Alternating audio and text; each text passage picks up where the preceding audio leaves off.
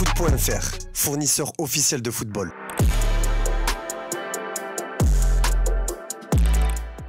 Bonjour à toutes et à tous et bienvenue dans ce nouveau JT Foot Mercato. On commence fort avec l'OL qui pourrait prochainement collaborer avec l'Atlético de Madrid. L'ambitieux John Textor a assisté à la victoire de son club Botafogo face à Palmeiras au Brésil et a lâché quelques révélations lors d'un entretien à Globo Esporte. Il avait déjà en tête de construire un nouveau centre d'entraînement pour Botafogo l'année dernière, mais le projet patine en raison de désaccords avec la ville de Rio. Alors Textor a une nouvelle idée derrière la tête, créer un centre d'excellence où plusieurs clubs pourront prendre leur quartier. Nous avons invité d'autres clubs à participer au projet. L'Atlético de Madrid veut en faire partie. Deux autres clubs de Première Ligue. Il s'agit d'une nouvelle idée, de construire quelque chose que nous appelons le collectif. Un centre d'excellence où des clubs du monde entier viennent s'entraîner, se rencontrer et développer des joueurs, a confié le patron de l'OL. Reste à savoir si le projet voit le jour. En attendant, l'Olympique Lyonnais est le club le plus actif sur le mercato estival et ça, c'est très inquiétant. Si le dirigeant américain a poursuivi les gros investissements cet été, permis grâce à la DNCG qui n'a imposé aucune restriction à l'OL, l'arrivée de Georges Mikotadze à 18,5 millions, Moussa Niakhaté à 31,9 millions et Abner Vinicius à 8 millions a très largement déséquilibré la balance des transferts. Lyon a dépensé plus de 125 millions d'euros pour s'offrir ses 3 joueurs et en levant l'option d'achat d'Aurel Mangala, 23,4 millions, Ernest Nuama 28,5 millions, Mama Baldé 6 millions et Kaleta Tchar 3,59 millions. Tandis que les Gones ont seulement vendu Skelly Alvero à hauteur de 4,75 millions. Selon le Progrès, l'OL s'est engagé à vendre pour plus de 100 millions cet été, bien que Ryan Cherki se rapproche du Borussia Dortmund et pourrait rapporter une somme importante. Les autres joueurs sur le départ, Dejan Lovren, Paul Akwoku, Amin Sarr et Sinali Diomandé, ne devraient pas permettre du tout d'atteindre les 100 millions. Les calculs ne sont pas bons pour les Lyonnais. Selon nos informations, Strasbourg tente de doubler Galatasaray pour Guela Doué. Le club alsacien est disposé à mettre 8 millions d'euros bonus compris sur la table pour le latéral droit de 21 ans qui n'a pas encore tranché pour son avenir. Toujours d'après nos infos, Strasbourg est également en discussion pour Habib Diallo, tout comme le stade brestois. Des discussions ont lieu actuellement pour le joueur d'El Shabab qui pourrait faire son retour en Ligue 1. D'ailleurs, Brest fait aussi ses courses du côté de l'Inter Milan et du Bayern. Qualifié pour la prochaine Ligue des Champions, le club finistérien passe à l'action pour deux autres pistes offensives, Gabriel Vidovic et Martin Satriano. Affaire à suivre. Autre exclu FM, à l'OM depuis 18 mois, Azzedine Ounahi pourrait faire ses bagages dans les prochains jours. Le milieu de terrain international marocain de 24 ans, qui a disputé 35 matchs, toutes compétitions confondues avec le club phocéen l'an passé, est courtisé par la formation qatari d'El Sadd FC. Autre rebondissement en Ligue 1 puisque Thomas Meunier se retrouve libre après avoir rompu illégalement son contrat du côté de Trabzonspor qui va engager des poursuites. S'il a été annoncé dans le viseur de Lyon et de Monaco au début de l'été, le Belge est bel et bien proche d'un retour en Ligue 1 mais du côté du LOSC. L'équipe révèle que sa venue dans le Nord est toute proche, il devrait signer un contrat de 2 ans, soit jusqu'en 2026. À l'OGC Nice, cette fois, c'est la bonne. D'après le Parisien, l'OM a accepté la 3e proposition niçoise pour le transfert de Jonathan Klaus. Celle-ci est de 4 millions d'euros plus 1 million d'euros de bonus. Il faut désormais que le joueur se mette d'accord avec les Aiglons sur les termes d'un contrat qui devrait être de 2 ans plus 1 année en option. Une fois tous les détails réglés, le latéral droit de 31 ans pourra passer sa visite médicale. Elle devrait intervenir dans les prochains jours, à en croire le média francilien. Focus sur le PSG maintenant avec le dossier Joao Neves qui est plus que jamais bouillant. Benfica doit encore répondre à l'offre de 70 millions d'euros du PSG, mais le milieu de terrain de 19 ans est sûr de vouloir rejoindre Paris grâce à un coup de fil passé par Luis Enrique. Odiogo nous apprend que l'Espagnol a fait savoir aux joueurs ce qu'il attendait de lui, comment il comptait l'intégrer dans l'équipe et dans quel rôle il souhaitait le voir jouer sur le terrain.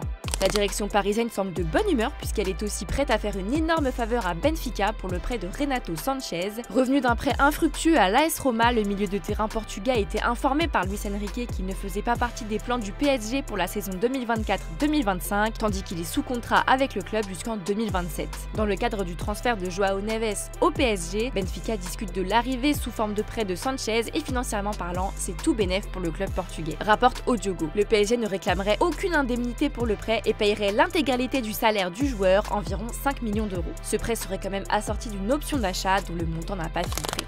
Renato Sanchez ne serait pas le seul sur le départ au PSG. Manchester United, qui a officialisé son premier gros coup avec l'arrivée de Leny Yoro, ne veut pas s'arrêter là. Les Red Devils veulent recruter au milieu de terrain et ont manifesté leur intérêt pour Manuel Ugarte. Des discussions existent depuis un moment et elles avancent positivement entre les deux clubs. Selon le Daily Mail, Manchester United est tombé d'accord avec l'international uruguayen sur le contrat, mais il reste le plus dur, un accord avec le PSG. La direction parisienne réclame 70 millions d'euros pour laisser partir son milieu de terrain. Pour rappel, Manuel Ugarte avait été recruté l'été dernier pour 60 millions d'euros, mais le PSG ne veut pas brader son joueur pour autant. Manchester United doit donc poursuivre les négociations.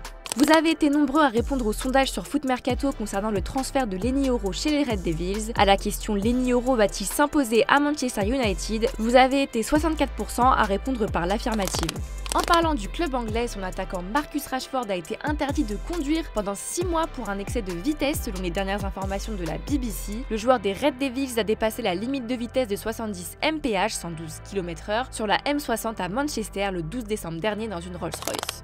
En Espagne, le Real Madrid se prend déjà la tête pour Kylian Mbappé. Avec ses prestations médiocres livrées à l'Euro, le club madrilène réfléchit à comment remettre sur de bons rails l'international français avant le début de saison. Redebo rapporte que les Merengues ont pour objectif principal de relancer Mbappé physiquement puisque ses problèmes au dos et au nez le gênent énormément. Le Real a donc décidé de ne pas le faire participer à la tournée de pré-saison aux États-Unis pour s'entraîner à Valdebebas avec Carvajal, Valverde, Bellingham, Camavinga, Ferland Mendy et Tchouaméni. Priorité donc aux vacances, même si le club reste divisé sur l'autorisation ou non de le laisser aller aux États-Unis s'il en fait la demande. Mais d'après Le Parisien, Kylian Mbappé a clairement prévu de se reposer pendant 2 semaines. L'objectif du Real Madrid est la Supercoupe d'Europe face à l'Atalanta le 16 août, mais pour l'occasion, Ancelotti ne sait toujours pas s'il pourra compter sur lui une semaine après son premier entraînement collectif. Trop de questions pour le Real.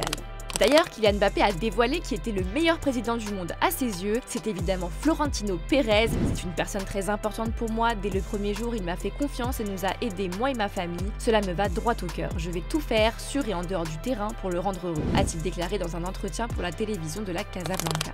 Si le Real Madrid est gâté en attaque, le club galère pour renforcer sa défense, surtout après le transfert de Leny Yoro à Manchester United. Les Merengues misaient tout sur le joueur de 18 ans qui était l'option la plus abordable. Ils ne comptent plus recruter à ce poste et même si les agents du Real citent certains noms comme celui de Laporte et de Diogo Leite, le club madrilène va surtout compter sur ceux qu'il a déjà. En défense, Ancelotti avait également pensé à l'option Tchouaméni, mais les champions d'Europe sont limités au milieu de terrain avec le départ de Toni Kroos qui ne sera pas remplacé. Avec le retour d'Alaba en novembre, le Real compte aussi sur Militao et Rudiger cette saison, rapporte AS. Un pari risqué quand on connaît la fragilité physique des 2 premiers. On reste en Espagne puisque comme promis avant l'Euro, Marc Cucurella s'est teint les cheveux en rouge en raison du sacre de la Roja.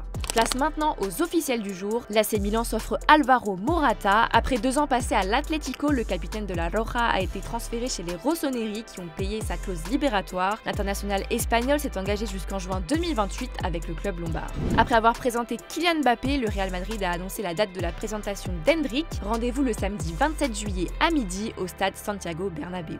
L'AS Monaco a dévoilé son maillot extérieur 2024-2025 en cette année très spéciale sous le signe du centenaire. Kappa a décidé d'innover avec une tenue d'une couleur verte singulière pour le club de la Principauté qui va retrouver la Ligue des Champions cette saison. L'Olympique Lyonnais a également présenté son nouveau maillot extérieur pour la saison à venir. La couleur noire domine avec des bandes rouges à gauche et du bleu sur la partie droite. En Espagne, le FC Séville se sépare de Thomas Delaney. Les 2 parties ont trouvé un accord pour mettre fin au contrat du joueur. Le milieu de terrain danois, arrivé à l'été 2021 en provenance du Borussia Dortmund, a disputé un total de 47 matchs avec l'équipe de Séville, marqué 2 buts et délivré une passe décisive.